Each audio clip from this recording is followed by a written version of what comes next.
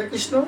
15 তারিখে বামন দ্বাদশী কেন করব সেই প্রসঙ্গে অনেক কথাই তো আছে, সেজন্য কিছু তার মাহাত্ম্য বলছে শাস্ত্র বলছে শ্রবণা মহাদ্বাদশী বা বিজয় মহাদ্বাদশী, এই দুটো যোগ এবং বামন দ্বাদশী তিনটে যোগ হলে, আর তিথির সঙ্গে তিনটে যোগ হলেই সেটাকে বিষ্ণু শৃঙ্খল যোগ বলা হয়। বলছে এই যোগে যদি একাদশী বাদ দিয়ে এই দ্বাদশীকে যদি করেন, আর পদ্মলোচন ভগবানের যদি একটি পদ্মফুল দিয়ে আপনি পুজো করেন, লক্ষ গুণ বেশি ফল প্রাপ্ত হওয়া যায়। এখানে কিছু প্রসঙ্গে তার বলছি, আপনারা শ্রবণ করুন। স্কন্দ পুরাণে এর প্রসঙ্গে উল্লেখিত আছে যে শ্রবণ দ্বাদশীতে ভক্তি সহকারে হরি পূজা করিলে 100 বৎসর পূজার ফল এই দ্বাদশীতেই পাওয়া যাবে। আপনি 100 বৎসর ধরে যে পূজা করে এসছেন সেই পূজার ফল এই একটি মতো দ্বাদশীতেই আপনি পাবেন। আর হোম যজ্ঞ অনুষ্ঠান করলে এবং ভক্তি সহকারে সেই পুজো করলে লক্ষ গুণ বেশি ফল পাবেন। তাহলে কেন আপনি ব্রত একাদশী ব্রত করবেন? লক্ষ গুণ যেখানে ফল বেশি আছে আপনি সেটাই তো করা উচিত। সেজন্য আপনারা অবশ্যই এই বামনদেবের পূজা অর্চন করবেন এবং অবিস্মৃত ফল অবশ্যই প্রাপ্ত হয় আপনাদের। সেজন্য সেই প্রসঙ্গে কিছু ভাগবতের কথা বলছি আমি। এই বামনদেব কে ছিলেন, বামনদেব কেন আবির্ভূত হলেন? আজকে দেবতাগণ মা অদিতি খুব চিন্তান্বিত হয়েছিলেন। তা কাকে বলেছিলেন? ওনার স্বামীকে বলেছিলেন, প্রভু আমার ছেলেরা, এই অদিতি মায়ের ছেলেরা যত আছে দেবতা দেখতে পাচ্ছেন সব হচ্ছে মা অদিতির ছেলে, আর যত অসুর আছে মা দিতির ছেলে, সব কাশ্যপমুনির পুত্র সবাই।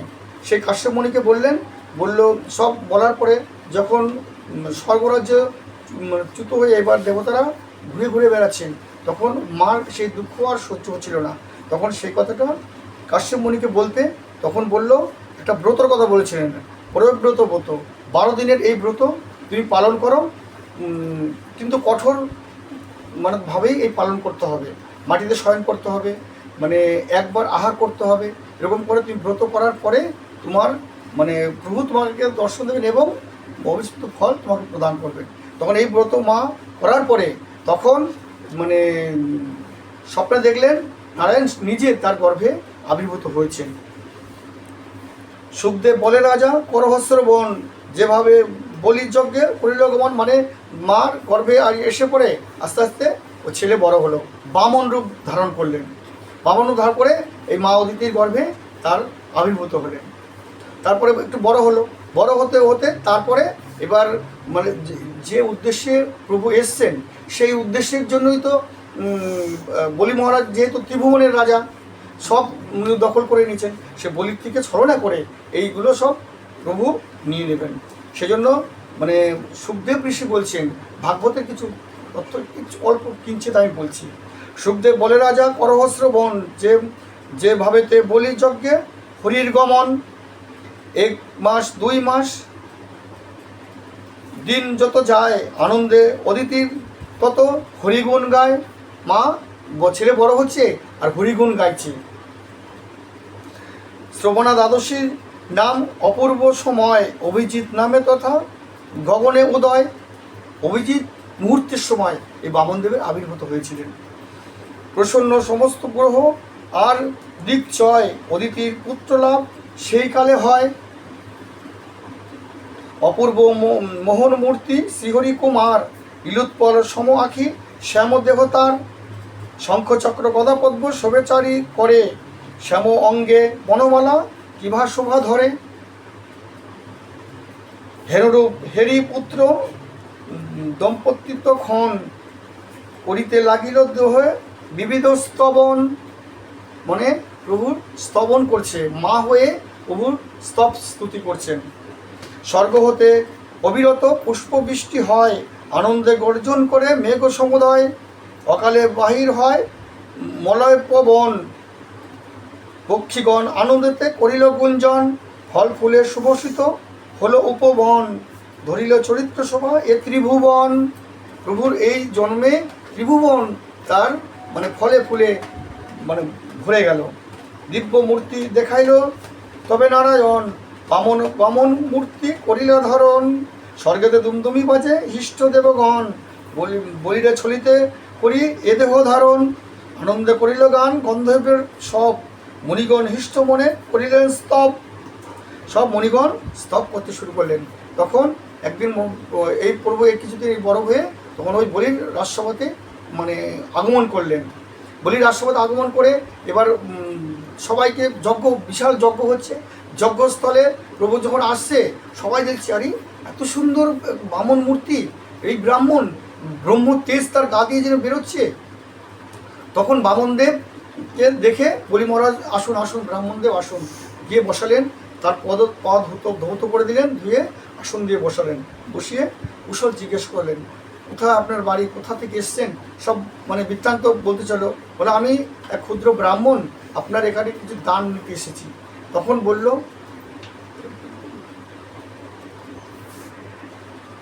যখন তারপরে ওই বলির একটা মেয়ে ছিল রত্নমালা তার নাম। রত্নমালা যখন ওনাকে দেখলেন দর্শন করেই, এত সুন্দর বালক দেখে যদি এরকম আমার একটা বালক হয় তাহলে আমি তাকে স্তন দুগ্ধ পান করাতাম, এই মনে মনে ভেবেছিলেন। তারপরে যখন বলি মহারাজ জিজ্ঞেস করলেন আপনি কী দান চান বলুন, আপনি যা চাইবেন আপনাকে তাই দেব। তখন বলে দেখুন মানে রাজন, আমি তো লালচি ব্রাহ্মণ নয়, আমার 3 পা জমি চাই, শুধু 3 পা ভূমি দিন তাহলেই আমার হয়ে যাবে। তখন বলি মহারাজ হাসতে শুরু করলেন, বলছি এ কি বলছেন, আপনার এই ছোটো ছোটো পা 3 পা জমি নিয়ে আপনি কী করবেন? বলছি আমার ভূমিহীন তো, সেজন্য আমি সন্ধানই করব বসে, সেজন্য আমি 3 পা জমি দিলেই হবে। আরও অনেক দান ধ্যান দিতে চাইলেন, কিন্তু তখন বললেন না আমার কিছু দান ধ্যান চাই না, তুমি শুধু 3 পদ জমি দিলেই হবে। তখন এবার শুক্রাচার্য ওনার গুরুদেব বুঝতে পেরেছেন, এসে বলল না বলি তুমি কিন্তু দান দেবে না। বলে কেন? বলছে নারায়ণ বিষ্ণু এসে তোমারকে ছল করে সব তোমার হরণ করে নেবে। তখন বলছে না না না, আমি যদি নারায়ণ আসে আমার অবশ্যই কর্তব্য, আমার তো খুব সুভাগ্য তাকে আমি দান করতে পারছি। তখন বলছে ঠিক আছে তাহলে তুমি সংকল্প করো। কমণ্ডল থেকে জল নিয়ে এবার সংকল্প করতে গেছে। এবার শুক্রাচার্য কী করেছে, কমণ্ডলের ভেতরে ঢুকে ওর যেখান থেকে জল বেরোয় ওখানে গিয়ে আটকে রেখেছে। এবার তখন নারায়ণ বলছে জল পড়ছে না। তখন বলছে অনেকদিন হয়তো কমণ্ডলটা পড়েছিল, ওখানে মানে মাকড়সার বাসা করেছে, তুমি না এই কুশটা নাও, কুশ দিয়ে পরিষ্কার করে দাও। যেই কুশ দিয়ে পরিষ্কার করতে গেছে আর শুক্রাচার্য চোখ গেছে মানে নষ্ট হয়ে একটা। তখন এবার আবার কী করেছে আবার ই করে রয়েছে, তা বলছে ভালো করে পরিষ্কার করো। এবার শুক্রাচার্য দেখছে যে একটা চোখ তো আমার নষ্ট হয়ে গেল, ফুটো হয়ে গেছে, আরেকটা চোখও নষ্ট হবে, সেজন্য কমণ্ডল থেকে বেরিয়ে আসলো। বেরিয়ে সঙ্গে সঙ্গে এবার ওই জল নিয়ে প্রতিজ্ঞা করার পরে উনি ওই বলল ঠিক আছে আমি 3 পদ জমি আপনাকে দেবো। তখন যখন বললো এবার বল ঠিক আছে, এক পায়ে একদম পাতাল অবধি উনি মেপে নিলেন, আর এক পায়ে একদম ব্রহ্মলোক অবধি পুরো মাপার পরে তখন বলছে বলি মহারাজ তুমি আরেক পদ জমি রাখার জায়গা দাও। তখন বলছে প্রভু তোমার তো কী করে আমি জায়গা দেবো, আমার তো তুমি তো সব মেপে নিয়েছো।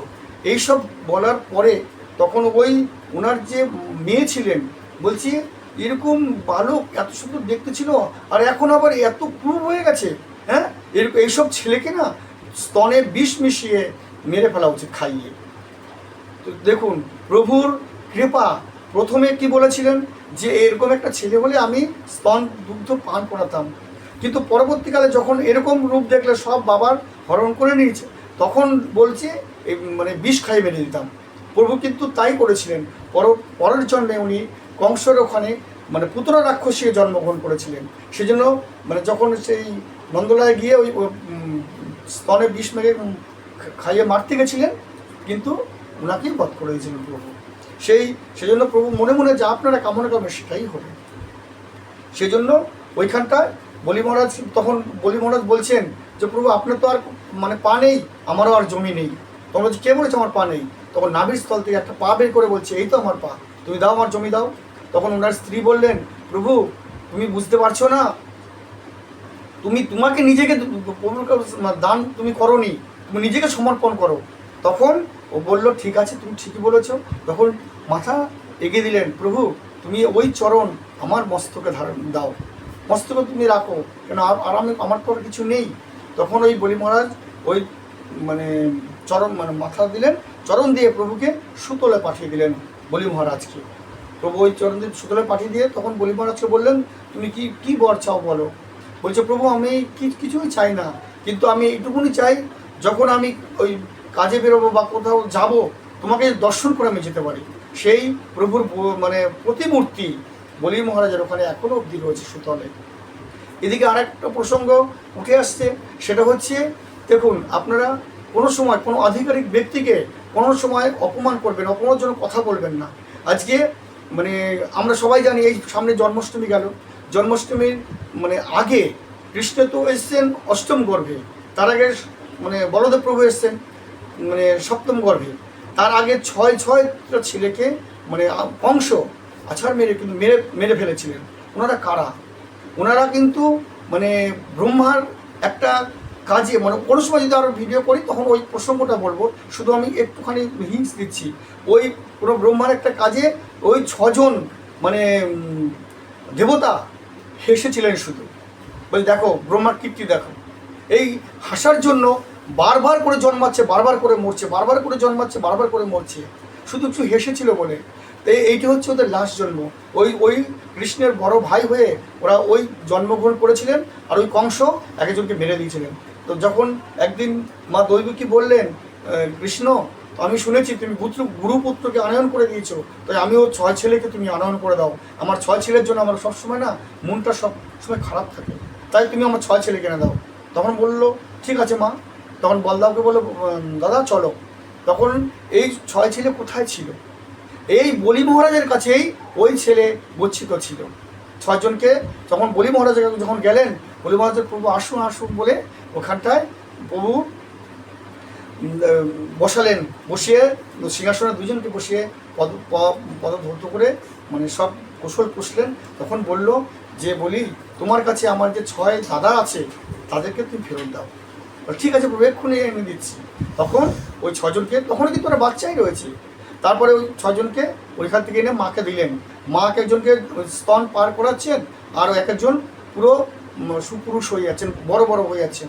যখন বড় হয়ে গেল তারপরে স্বর্গের থেকে রথ চলে এলো। তখন বললো, দাদা তোমাদের এই জন্ম হচ্ছে লাস্ট জন্ম ছিল, যাও তোমরা স্বর্গে গিয়ে বাস করো। এই হচ্ছে দেখুন তাহলে প্রভুর মানে কত লীলা করেছেন। তাই আপনারা অবশ্যই 15 তারিখে বামনদেবের মানে উপবাস থাকবেন। উপবাস থেকে লক্ষ লক্ষ গুণ ফল আপনারা পাবেন। ওই মানে সেই জন্য বলছি কোনো ভুল করবে না। তার পরের দিন মানে পালন হচ্ছে সূর্যোদয়ের 5টা 26 আর 9টা 30-এর মধ্যে পালনটা অবশ্যই পরের দিন করবেন। সেই জন্য আপনারা কোনো ভুল না করে বামনদেবেরই পূজা অর্চন সব করবেন। হরে কৃষ্ণ।